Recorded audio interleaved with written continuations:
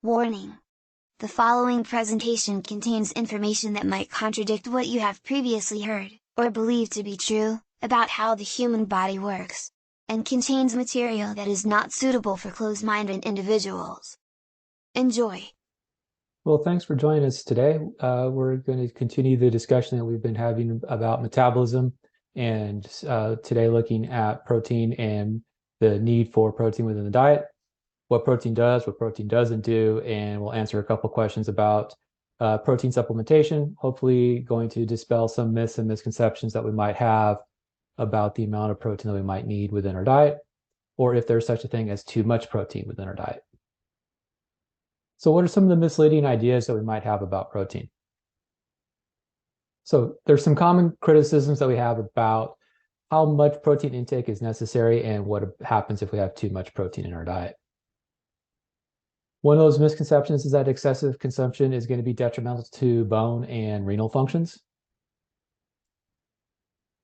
We also have some common criticisms about the source that we have for our proteins, where animal sources tend to lead to low-grade inflammation, cardiometabolic or cardiovascular diseases, and increase cancer risks. And some of these may be true, some of those may not be true, and we'll take a look at that as we go through today. And then we have this kind of need that we want in order to label specific things in terms of their benefit or their detriment to our health, based off of where the protein's coming from or the specific type of protein that we might have within the diet. And this is where we get the ascribing of proteins being animal, dairy, or plant-based. And what we do is we have this kind of conception as to what we have in terms of what's healthy and what's not healthy.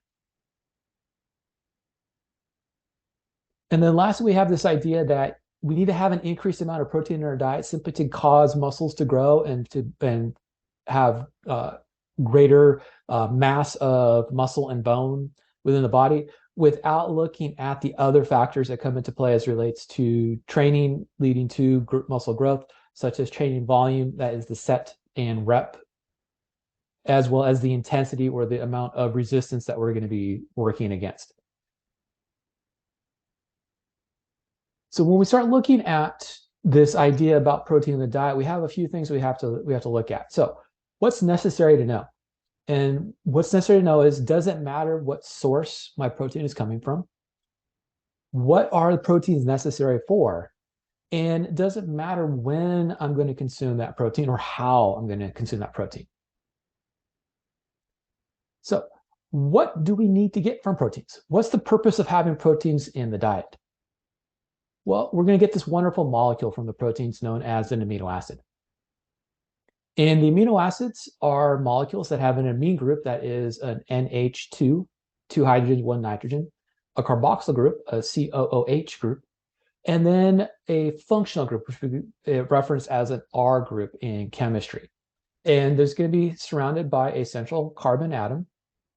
And what ends up happening is that we're going to get those amino acids by breaking apart proteins. And so we have these consumed proteins, these functional large proteins, and the broken up various parts of those large proteins into their individual amino acid components, where we take the big proteins and break them into dipeptides, that's 2 amino acids put together.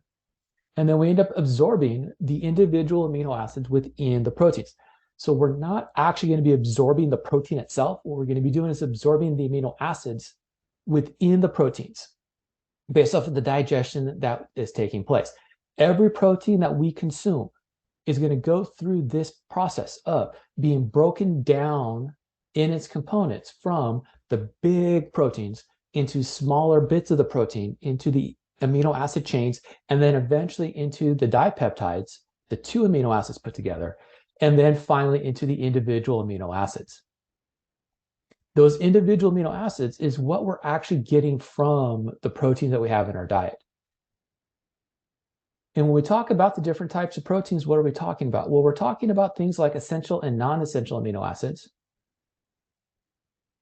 things that we have to consume in our diet versus things that we don't necessarily have to consume in our diet.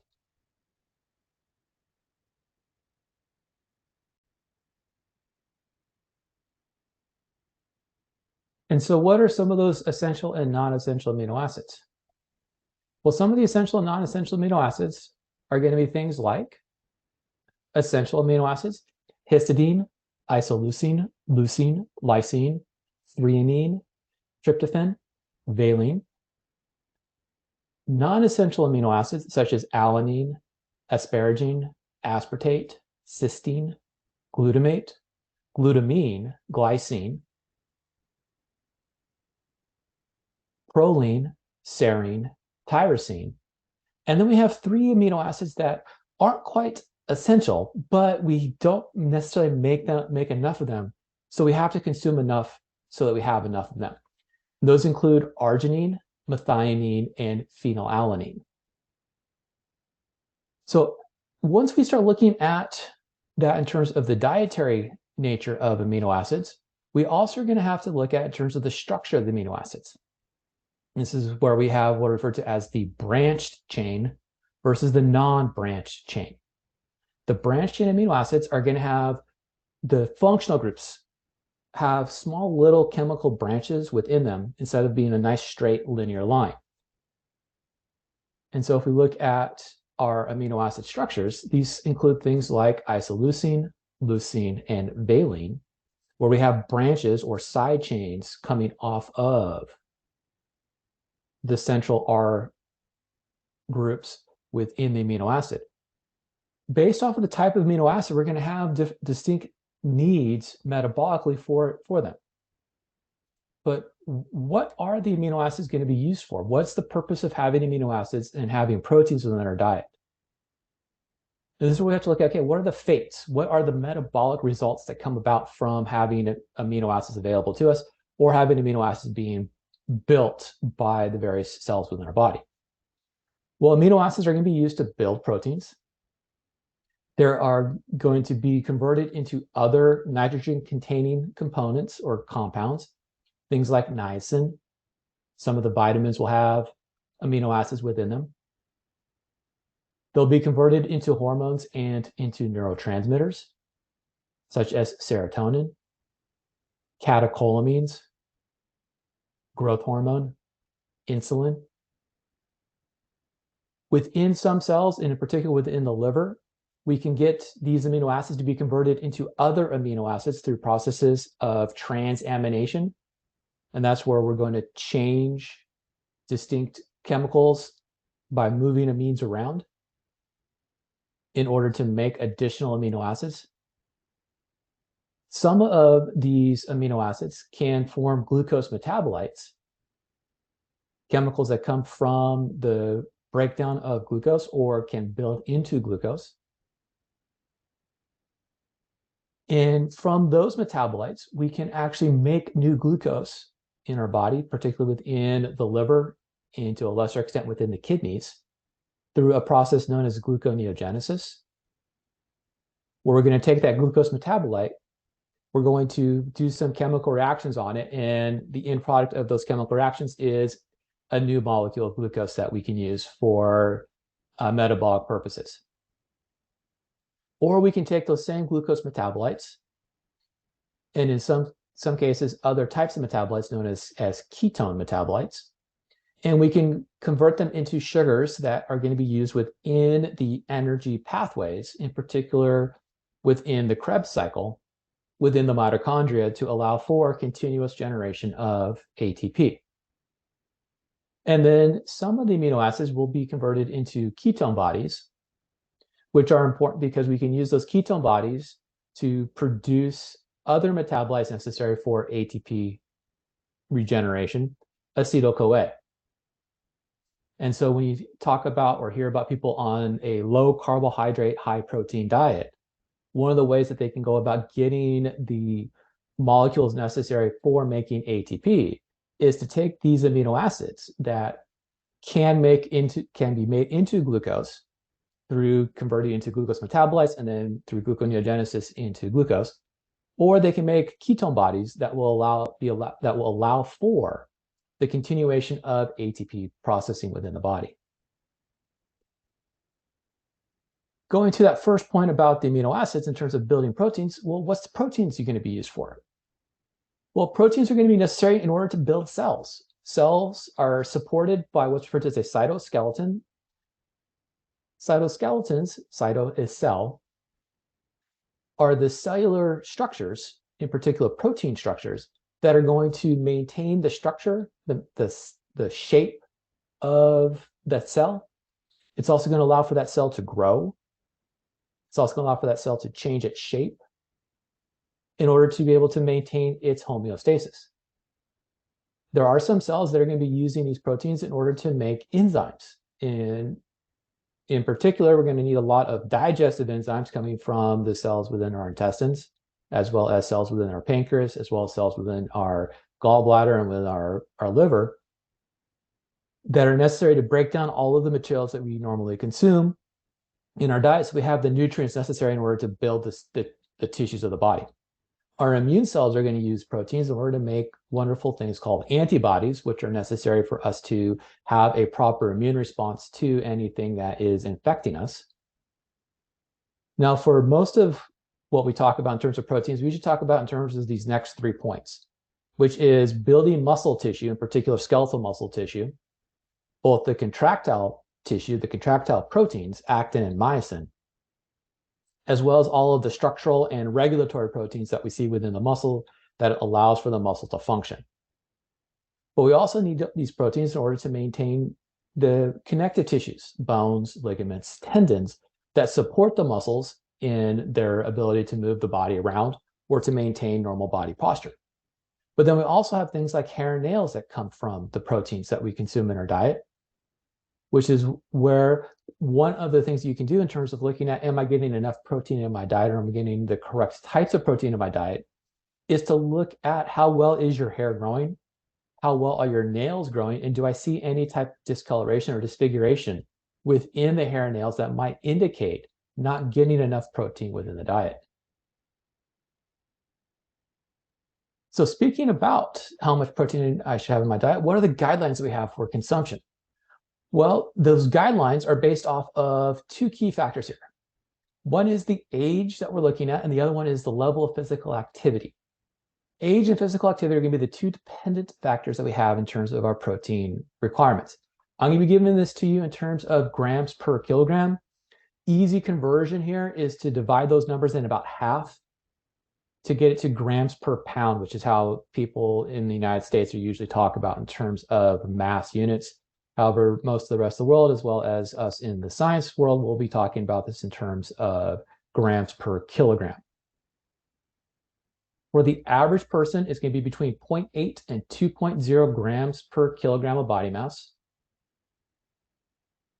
If we break this down in terms of age dependencies, infants less than 4 months old need to be between 1.4 and 2.5 grams per kilogram body mass.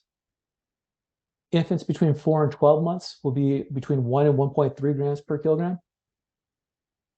Children and adolescents are going to start getting into that quote unquote average range now of somewhere between about 0.8 to about 1.2, 1.3 grams per kilogram body mass.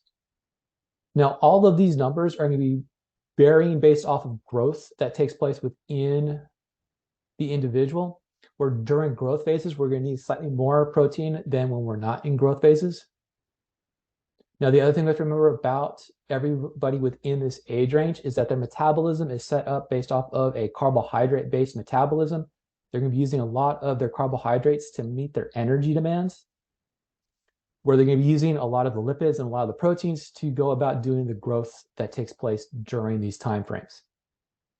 Once we've exited adolescence, we're now in adulthood. And adulthood is going to vary based off of the age. Now notice, as we get older, as we get into the old age, put quotes around old age, because that's kind of a subjective measurement here, greater than 65 years of age, we're going to be back up towards what we had in the infancy in terms of the requirements for protein.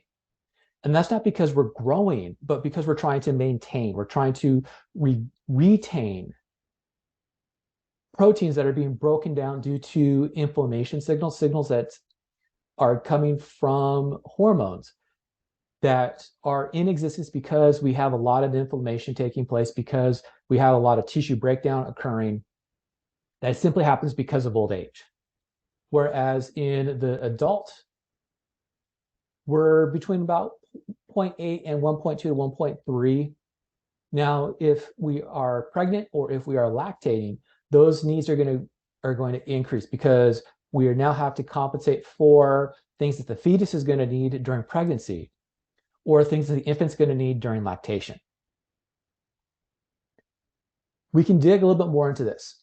And a lot of what we're going to see here in the ranges in terms of diet as relates to dietary protein as relates to activity as well as to attempting to do weight loss is an indication that we have metabolic responses to exercise and nutritional status that's going to indicate the need to have additional protein in order to allow for muscle growth and or maintenance. So if we look at normal needs for protein is going to be based off of needs for nitrogen in order to keep nitrogen balance stable. We need nitrogen to be stable so we can build our nitrogen-containing compounds, as well as maintain the proteins and within the tissues so that we're able to keep skeletal muscle, skeleton, and other high protein tissues intact. In order to meet our sulfur needs, we're going to need about 14 milligrams per kilograms of methionine and cysteine. Now, we talked about those branched chain amino acids. We have a range of between 5 and 20 grams of branched chain amino acids necessary in a day, and these are maximums. If we're in the gym or if we're listening to a lot of the discussion about muscle health and muscle function, there's a lot of talk about creatine and the need for creatine. We do need creatine, however, we don't need as much creatine as what a lot of people might advertise. We only need between about 3 and 6 grams of creatine in a day. Now, if I am more active, I'm going to need more. If I'm less active, I'm going to be needing towards the bottom end of that range. For exercisers, these numbers are going to change a little bit. For endurance exercisers, I'm going to need between 1.2 and 2 grams per kilogram of body mass. For resistance exercisers, I'm going to need between 1.6 and 1.8 gram per kilogram body mass. We'll get a little more detail into these numbers and how these numbers are going to vary in a couple minutes here.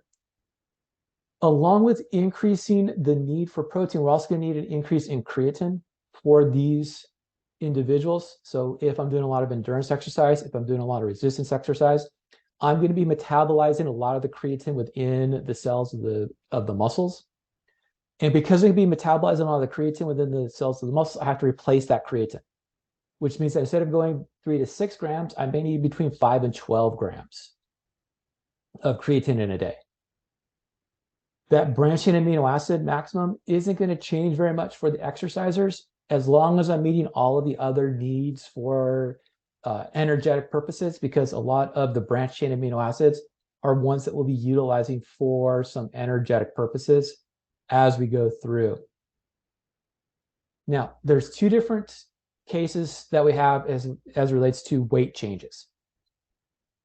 For the weight gainers, I need to have between 1.1 and 2.5 grams per kilogram body mass, very similar to what we see with the exercisers. Now, there's no additional benefit that we get if we go above 2.5. You may continue to have muscle growth that takes place, but the additional protein is not the actual trigger for the additional growth in muscle. What's the trigger for the additional growth of muscle is the fact that I'm stimulating the muscle at an appropriate level to get the muscle to grow. For the weight loss, I need to be between about 1.8 and 2.7 grams per kilogram of body mass, so that when I do weight loss, that weight loss is going to be in the fat mass and not in the fat-free mass, which is very important because hormonally speaking, fat-free mass is a better mass to have on the body than fat mass. And that's because fat mass is going to send out signals that cause all of the health issues that we associate with overfatness, whereas fat-free mass is going to help reverse a lot of the health issues that we see with excessive fat mass. And so when I'm trying to lose weight, I can assist the weight loss I'm getting from exercise by actually increasing the amount of protein I have in my diet so that I'm able to gain the correct weight loss within the weight loss program, where I'm losing the fat mass, but not losing the fat-free or the muscle mass. So we have these ranges, but there's a couple of things we have to look at here. First, we have to look at is how much is too much, and this is where we have a couple of fallacies in some of the recommendations that we're giving to individuals as it relates to how much protein they have in their diet. One of the things we have to remember here is that unlike the other nutrients that we consume, carbohydrates and lipids in particular, we do not store excessive amino acids. So if I'm over-consuming amino acids, all of the excess amino acids that's being absorbed will simply be excreted and not metabolized. The metabolism of amino acids is going to lead to an increase of urea, uric acid, ammonia, and ammonium based off of how metabolism is taking place. That increase led to an old postulate that we were overstressing kidneys when we have higher intakes of protein. But what we've seen within the preponderance of the evidence, within all of the evidence that we have available to us, is that increased protein within the diet, as long as I don't have any other kidney issues to worry about, and as long as I'm normally hydrated, does not overstress the kidney. We also used to think that because we have all these excessive acids coming in through absorption of the amino acids, we're going to have an increased acidotic state. We can also see an increase in acids within the body based off of metabolism of the amino acids into their metabolites. One of the ways in which we can buffer those acids is through use of materials found within bones, phosphates in particular.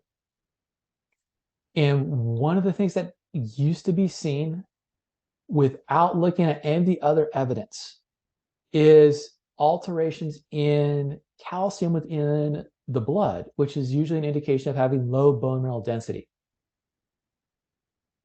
But what we actually see is that people who have high protein intake do not have reduced bone mineral density, low bone mass. They actually have very high bone mass, or can have very high bone mass, which means that the evidence to support the acidic nature of protein intake does not support the low bone mineral density that we used to attribute protein intake to. So what are safe ranges for consumption? Well, you can consume up to 3 to 5 grams per kilogram body mass. That 3 to 5 grams per kilogram of body mass has been shown to be safe for most individuals. Once again, remember we have all these other health issues we have to worry about. Has been shown to be safe and has been shown to assist with hypertrophication, growth of muscle tissue in heavy resistance exercisers. But once again, we can't separate in between, is it the protein or is it the heavy resistance exercise? The other idea that comes about in terms of how much is too much is how much should I have per meal? And this is where we get this idea of 20 to 40 grams per meal, or about 0.4 grams per kilogram per meal as the maximum amount that I should be eating in every meal. Now, this isn't based off of digestion and absorption of proteins, because those numbers are simply around 1.5 ounces of protein if we look at the 20 to 40 grams. That 1.5 ounce of proteins is about 1/10 of a pound, if we think about it in terms of how many ounces are in a pound. And so it's not really about how much is being digested and absorbed, because we can digest and absorb a lot of protein. What we're making those measurements on is what is the maximum protein synthesis rate, and what is the rate at which I'm clearing excessive amino acids from the blood at the kidneys. So these maximums within the meals is not necessarily based off of how much can I actually use and what's safe for me to eat. It's more about how much am I seeing in terms of being automatically produced as waste product. But what we have to remember is that if I am more metabolically active, I'm going to be using more of those amino acids. And so I may need more protein, more amino acids coming in than that 1.5 ounce per meal that is the recommendation. The other thing we have to look at in terms of how much is too much is the form in which the protein is coming in terms of, is it coming in liquid form, such as a protein shake, or is it something that I'm eating in terms of quote unquote real food? So when should we be consuming this protein for exercising? So we talked about needing more protein when I'm exercising. Here's the thing, regardless of what people are saying, it really doesn't matter. It doesn't matter when you're consuming that protein, as long as you're meeting your requirements for the day. People talk about having the anabolic window. Most of the growth and most of the repair that we're going to be looking at coming from exercise is not coming during the daytime, but it's coming during the rest time. And that's because the hormones that are going to be stimulating the growth of the tissues is coming about later in the day. We may see some spikes in androgens, testosterone, adrenal androgen, within the exercise or right after the exercise, but that is more of a protective effect than a growth effect. The other thing that's happening immediately after exercise is that we have all of these amino acids that are now freed from all of the proteins that have been broken down during the exercise that are available for us to go about using. Now, there is evidence to support the consumption of protein with carbohydrate or a carbohydrate-like substance post-exercise, but that's more about limiting cortisol and glucagon responses than it is about actually allowing for muscles to grow. Because what cortisol and glucagon do is it starts to break down tissues.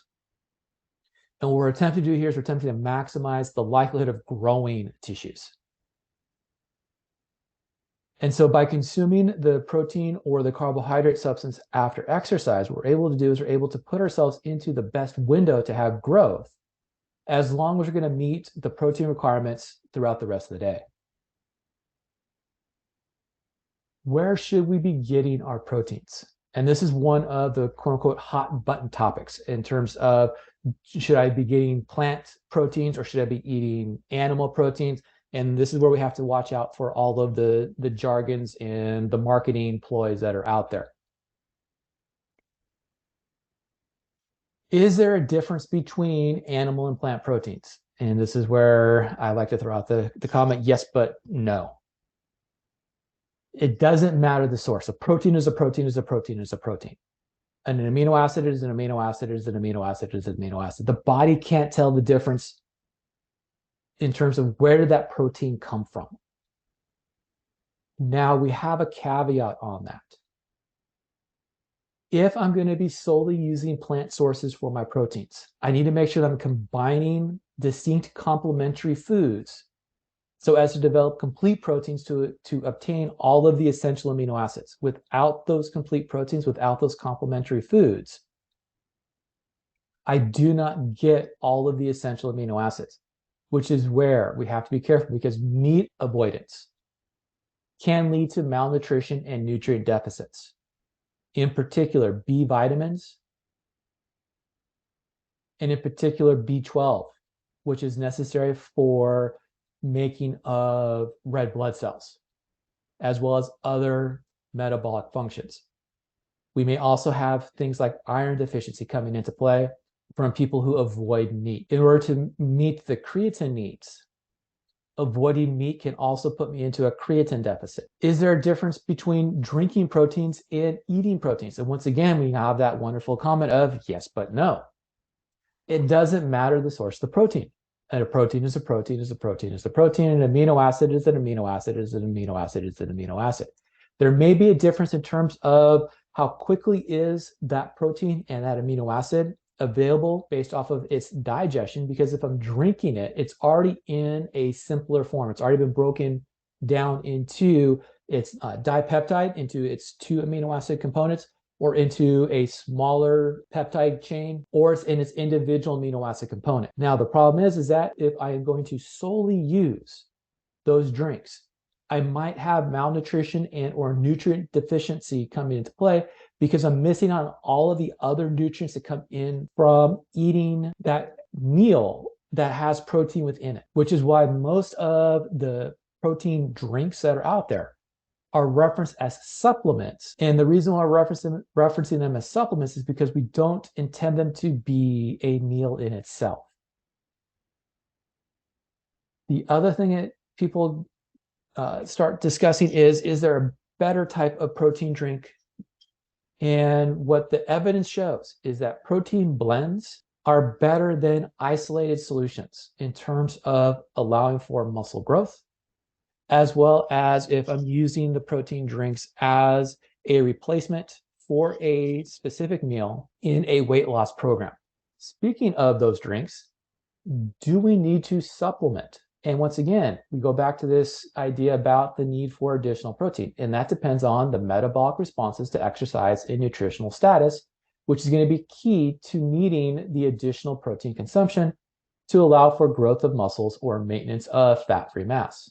There is some evidence for needing to consume higher levels of protein when exercise is at lower resistance or is done for prolonged duration.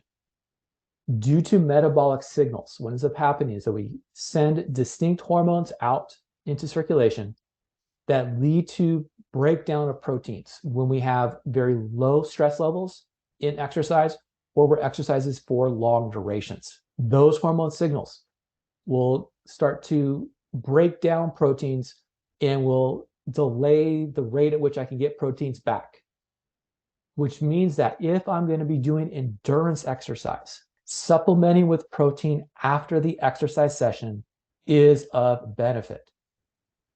Not necessarily the same case for resistance exercise, even though we don't usually talk about it in that manner. There's evidence to support protein supplementation when dieting and exercising to obtain a body compositional change if I'm going to consume less total food.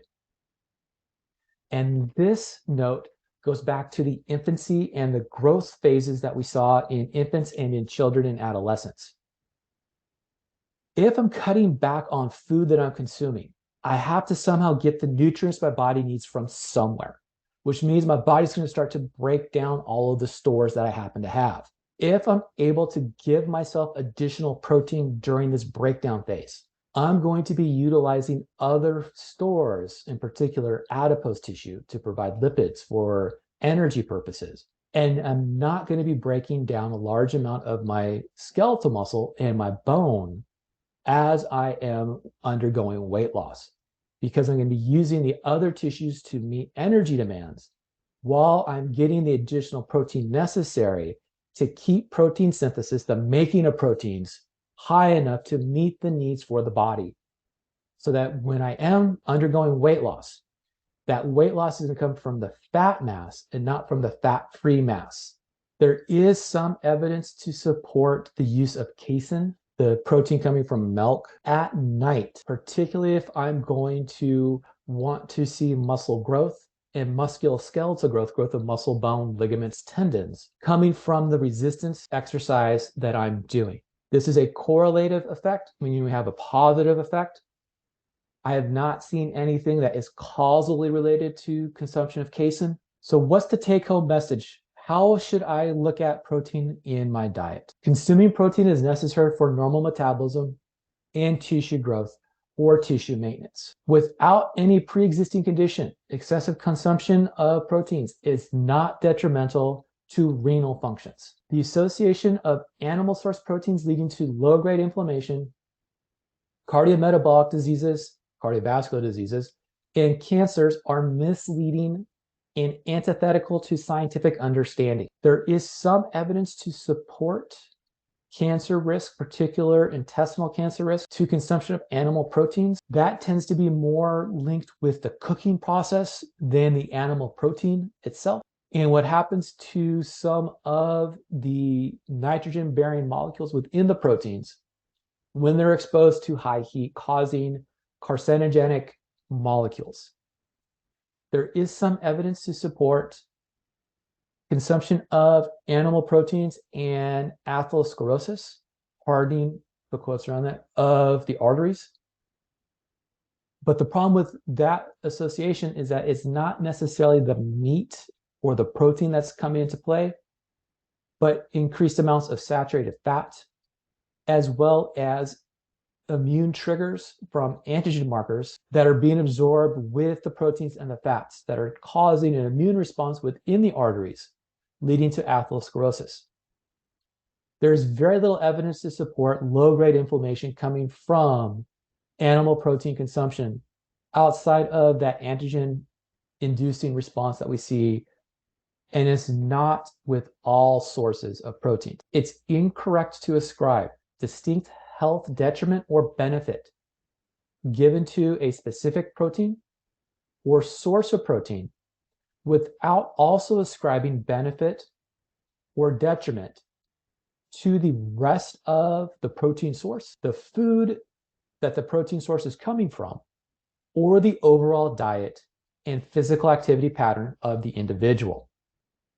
Increased protein consumption by itself does not directly cause hypertrophication growth within the skeletal muscle and skeleton and tendons and ligaments of the musculoskeletal system. We do need increased protein during the times following exercise in order to allow for growth to take place. However, these do not happen independent of training volume, set and rep, and intensity levels, where if I'm not exercising at a intensity level, the amount of resistance, and a training volume set rep combination to cause muscle growth, I'm not going to get muscle growth.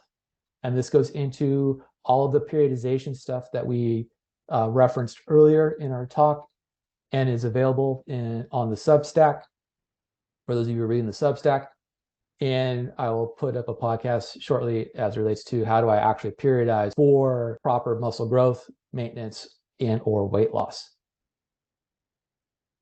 There's a lot of other things to look at when it comes to protein and protein in the diet, particularly as it relates to some of the other additives that we might have within the proteins. We'll be discussing those issues in another podcast as it relates to hormones that we might see in foods, as well as some of the nitrate and nitrogenous molecules that we see in proteins. But thanks for listening. Hopefully raise some valid points for you to take with you. Hopefully you came away with a few more questions that you might want to ask. And please stay tuned for more discussions on the topic of metabolism, health, and human physiology.